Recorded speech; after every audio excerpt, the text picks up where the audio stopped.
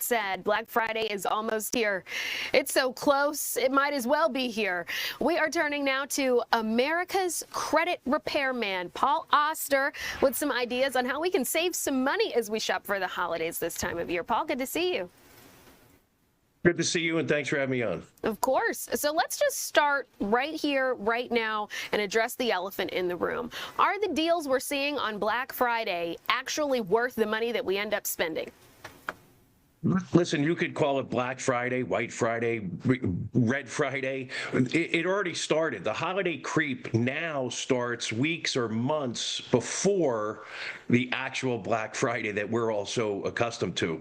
So unless you use some type of price tracker and trend, then it's impossible to know, are you really getting the best deal? And should you be cramming all of your shopping into a 24-hour period? And I caution consumers before they do that, and make sure that they can actually afford to buy one gift. If you have any credit card debt at all, some people are still paying off the gifts from last year. So you have to be really, really careful before spending another dime this year coming into the holiday season. Oh, yeah, that's some really good information, and a reminder that debt does carry over. It doesn't care if it's been a year, 10 years, 5 years. So be smart with these purchases. Now, my toxic trait, Paul, is that I heard you say that we've been seeing these deals for weeks and months. Does that mean it's worth being the shopaholic who's constantly monitoring the prices? Look, if it's a good deal, then take advantage of it. But what you just said about, the credit card debt, just think about this. If you have $5,000 in credit card debt, it could take you 20 years to pay that off if you're only making the minimum payment. So maybe this is the year that we set some reasonable expectations. Look, we've never been here before. People say it, all the time, Paul, we've been here. This is a different environment. When you talk about the macroeconomics, the inflation, the cost of goods and services, we might go into stagflation with a bad jobs market. Set some reasonable expectations. Maybe this is the year that we do very small gifts or no gifts at all. Go back to being, with a secret Santa. If you host any events during the holidays, make it a potluck. Don't put it all on yourself. I mean, the prices of groceries are exponentially higher than they have been. So make it a potluck, make people bring some stuff. But you have to start with a firm spending budget and a cap. Then you fit everybody into that. Most people do it the opposite way. They come up with a list. But instead of a list, we should be coming up with a gift strategy, not a list. Here's the strategy. We start with the price. Then we go to category, and then we fit their names into that. If you do it the reverse way, you can wind up in January, February with a really bad debt hangover, and you don't want that. Yeah, we certainly don't. So how do you come up with that budget? A lot of people struggle with that, not just from being a young person, but as adults. They're struggling with trying to come up with a budget themselves.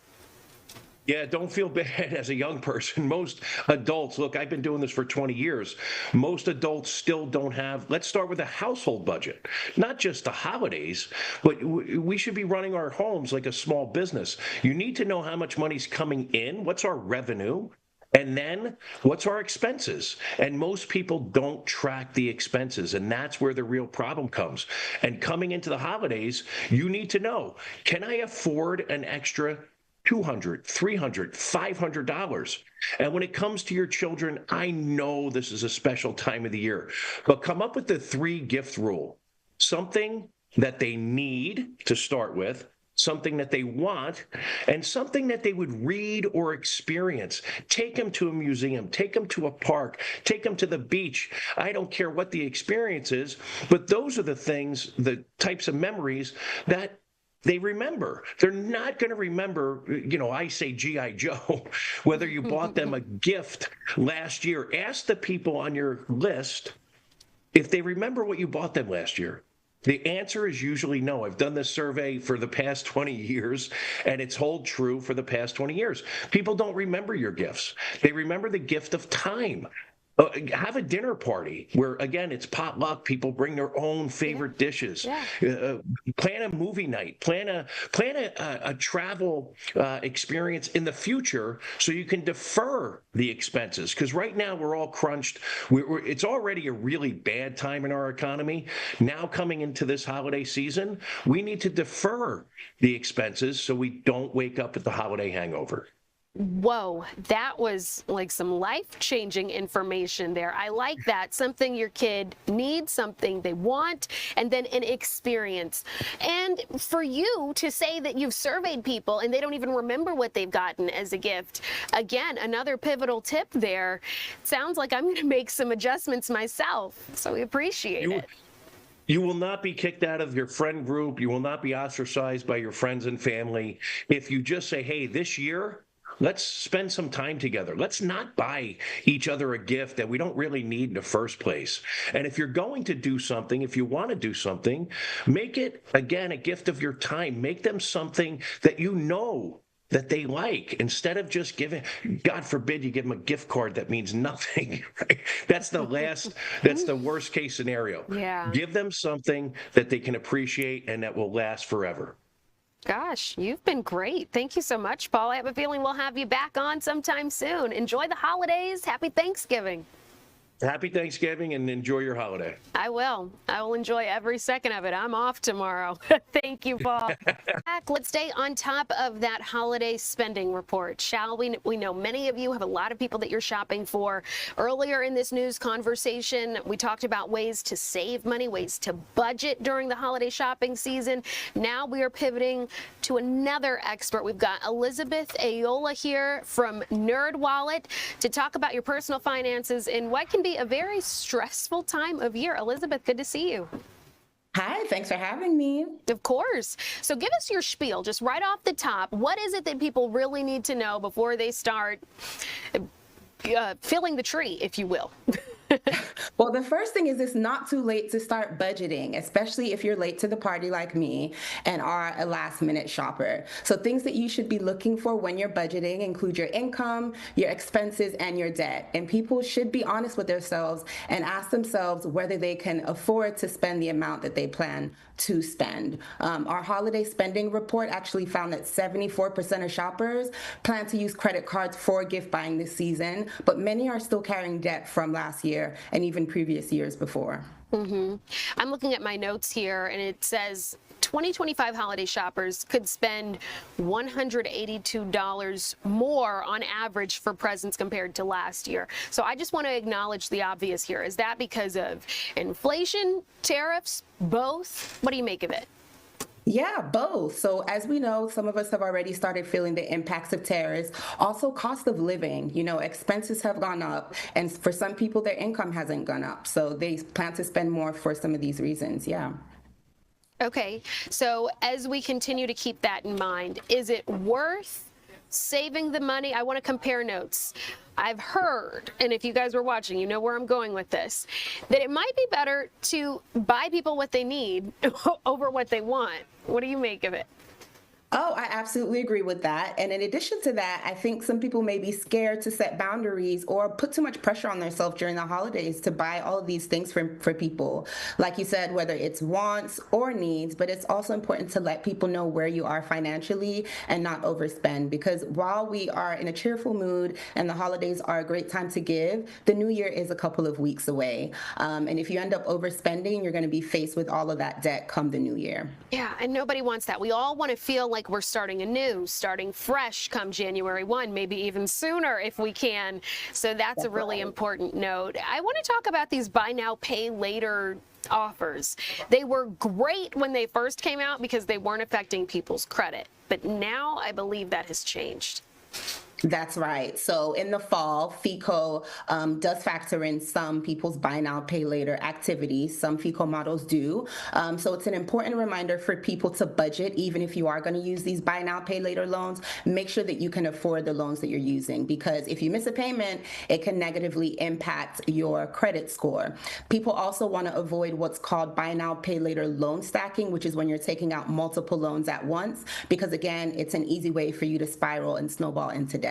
And you can forget, right? I mean, sure, they offer you the email, they offer you the text message, but a lot of us get tired of having to delete our inboxes, right, to clear it up. So then you end up missing some important reminder there. So it's best to do one at a time.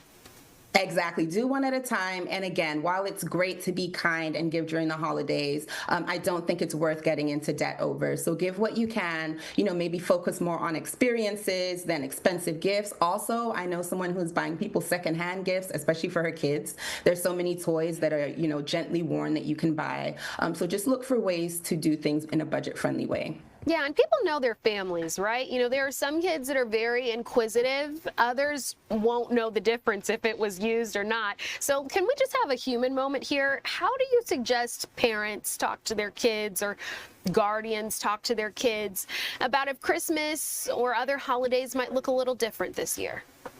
I love this question because I personally am a mom and I love talking to my son. He is 8, about money generally. The thing is, he has experiences and I buy him things all throughout the year. So I try not to focus too much on when the big holidays come around. I also teach him gratitude. I talk to him about being thankful for the things that he has. Sometimes we focus on experiences more than things. And also every time that I step on a toy, I remind him that that's why he doesn't need 10 more, because he's not playing with the ones that he already has. So it can also be a good chance to talk to kids about budgeting. You don't want to give them a scarcity mindset, so you don't want to constantly tell them we don't have enough, but you want to help them see the difference between needs versus wants, and also that you don't need to have everything at once. Yeah, that scarcity mindset, that's really important because it starts with childhood, how kids view money and finances. So if we can find a way that starts a healthy relationship with spending, that's best. Is there anything else, Elizabeth, that you wanted to add about holiday spending that I did not ask you? Yeah, there is one more thing or a little hack I will say that maybe people can consider, and that's using cashback reward credit cards or debit cards that offer rewards during the holidays. I personally have one, and if you plan ahead, we will have holidays again next year. You can kind of just put away that money, all those rewards that you get throughout the year, and then use them for holiday spending. Or in the reverse, when you're buying all those gifts this month and next month, you can use that extra money to re-up your emergency savings account or, pay down some existing credit card debt, or even just to save for a rainy day for something else. Oh, yeah. I just learned something new about one of my credit cards. You can pay yourself back with points. So let's suppose I put $50 on to pay for gas. I can use some of my points that I've already accrued to pay myself back, so then my balance is back down to zero. That's great. Exactly. Yeah. Very savvy. All right, Elizabeth, we appreciate your tips. Thank you so much.